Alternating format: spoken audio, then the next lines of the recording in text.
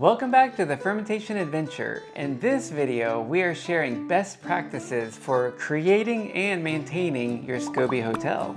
I mean, once you start making kombucha, you're gonna end up with so many SCOBYs. So what do you do with them all? That's where our SCOBY hotel comes in handy. And we'll also share some tips on what to do with all your extra kombucha and SCOBYs. It really does look like jerky. I'm excited to try it. So let's get into it. Join us on this journey to explore the world of fermentation. If you'd like to learn how to make ferments like these, start now by clicking subscribe and hitting that bell so you don't miss a thing.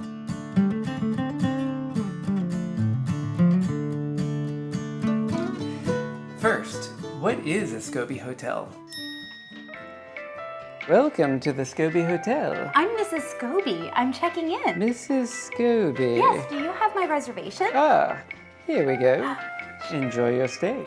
No. A SCOBY hotel is where you can store all your extra SCOBYs, which are basically your living kombucha cultures. So if you're making kombucha, you are definitely going to end up with a ton of SCOBYs over time. Even this SCOBY hotel is going to make its own SCOBYs on top of it. We have 3, 4, but this might be full within months.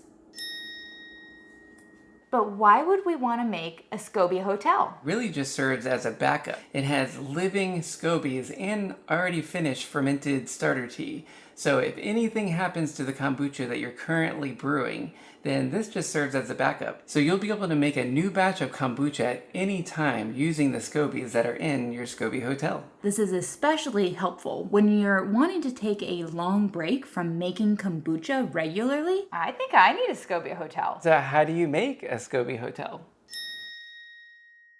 We're gonna need a large glass container, just like when we make kombucha, because you're basically creating a continuous kombucha brew. It's gonna be fermenting and keeping your SCOBYs alive by feeding it occasionally some more fresh sweet tea. The easiest way to think about making a SCOBY hotel is you're simply making a batch of kombucha, and then if you have any other SCOBYs from any other batches, you simply put them all in here. And if you have questions on making the kombucha itself, Then head over to our Fermentation Adventure channel and check out our video on how to make kombucha. It's easy. Here's a few snippets from the video.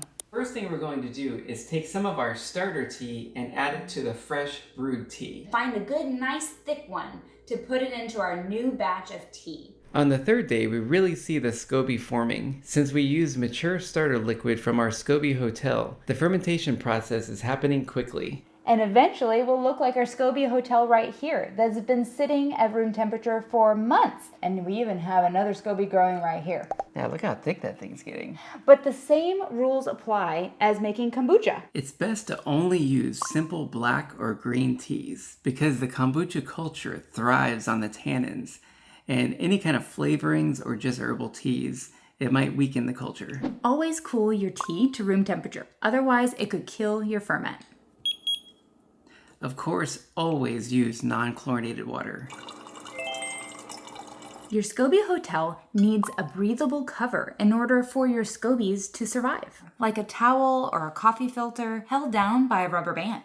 Something like that, just to keep any big particles and any bugs out. Store your SCOBY hotel out of direct sunlight at a temperature somewhere in the 70s degree Fahrenheit, but not in the fridge, because unlike ginger bug or ginger beer, kombucha cultures don't do very well in the fridge. And mold shouldn't be an issue just because of how acidic kombucha is. But if you ever see mold, we definitely recommend throwing it out and starting over. So now that we have our SCOBY hotel, how do we maintain it?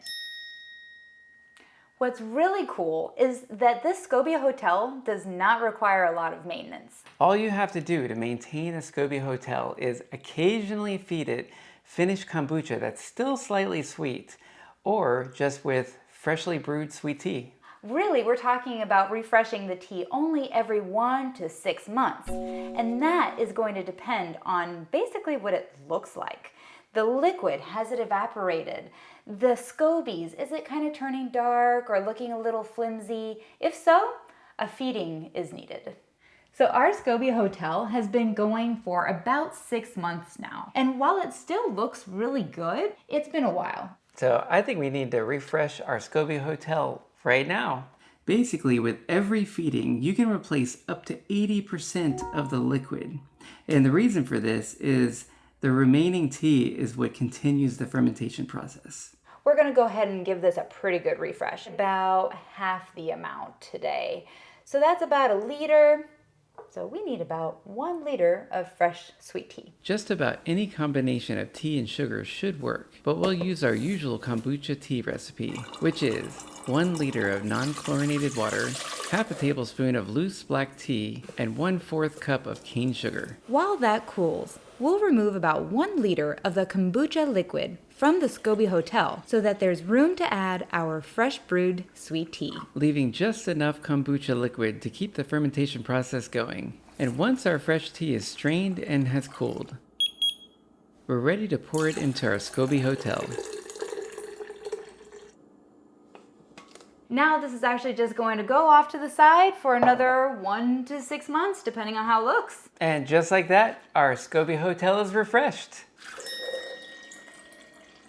By now, you're probably wondering, what do you do with the discarded kombucha liquid? How can I help? Well, you can use it to start a new batch of kombucha, or you can cook with it. Perhaps a salad dressing? Paul actually likes this one, so I think it's a hit. Or you can clean with it, same as you would use vinegar. And what about all your extra SCOBYs? You can start more kombucha or give some SCOBYs to your friends. You can also eat them. Ever tried SCOBY jerky? Just dry it out for up to 12 hours in a dehydrator on the lowest heat. And there you have it. Jerky full of healthy probiotics, and actually, it's delicious. Though perhaps it's an acquired taste.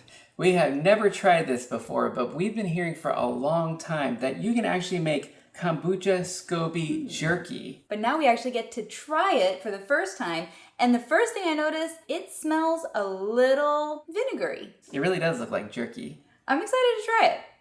So it's really leathery. I can't even tear it. We actually used the SCOBY that was a little bit thick. Yeah, 1/4 inch. And we've heard that this might be better suited for really thin SCOBYs. And you would probably need to dehydrate this for a little less time to make it chewier. But we're just gonna cut a piece off so that we can actually try this. Yeah. Well, it's very strong in flavor, vinegar. It's oddly addicting. Kind of like a really tough gummy bear. It's so chewy. Not only does it really have, I don't know, probably practically no calories. It has probiotics. I could see this like on a road trip. What an interesting new snack that we've just found. Well, Cool. Very interesting. I like this way of using SCOBYs. Well, we are so pleased you enjoyed your stay. Feel free to subscribe. I definitely will. And I will tell all of my SCOBY friends. Well, I guess until we see you next time, I hope you enjoy watching your SCOBYs grow, keeping them nice and healthy, and Get out there and create some culture. happy fermenting.